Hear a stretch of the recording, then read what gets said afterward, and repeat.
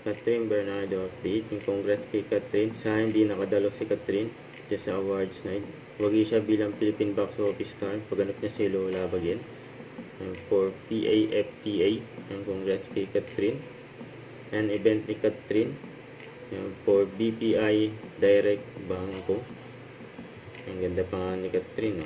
Ito yung video ni Catherine sa event. Ladies and gentlemen, Bangko's brand ambassador, Catherine Bernardo.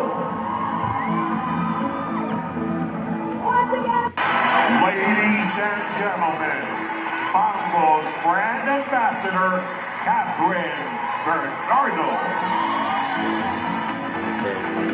Once again, let's give it up for our Asian superstar, the one and only Catherine Bernardo. Ladies and gentlemen, let's all stand up to give a warm round of applause to welcome Bangko's brand ambassador, Catherine Bernardo. Hi, Ayana. Good evening. Good evening, Ate Kat. You look absolutely amazing. Nice to see you. I know it's been a long time since I last saw Ate Kat, and congratulations on everything. Thank you, you too. Congratulations. Thank you, Ate. And I'll just greet them first. Yes. Hello po sa inyo lahat. Magandang gabi to all our Bangko Mares and Bangko Pares. I love the energy. Yes. And nakita ko kanina pa kayo dito. I hope Yes. you guys are still okay.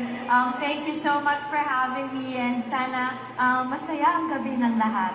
Alam mo, Ate Kat, they have been here since the morning, like what you mentioned, and they have been so excited to witness you and to be in your presence. Pati ako na-excite ako. Oh my God, I thought you're surprised. Yeah. So, alam pala nila. I think half surprise. I think alam naman nila, medyo nag-conclude sila. Pero, Okay. Ate Kat, we are celebrating a very special night tonight. It is Yes. our 8th awards night. So alam naman natin that Bangko is all about being exceptional and being golden. And syempre, since you've been an ambassador of Bangko for how many years? Since 2023. 2023. Grabe. I think you know yung commitment talaga to being a Bangko ambassador about, syempre, yung nice values natin, di ba, Ate Kat? So, for you, how would you exemplify the nice values? Wow. I love how they put people first. And as feeling ko naman, pag-usapan kasi namin sa backstage kanina pa tayo nire-remind, of course, kung ano yung core values talaga ng Bangko. And yes, I've been with them since 2023. I'm just really grateful for the continued trust ng Bangko family ko. And kayo pong lahat na nandito, thank you so much. Nakakilig.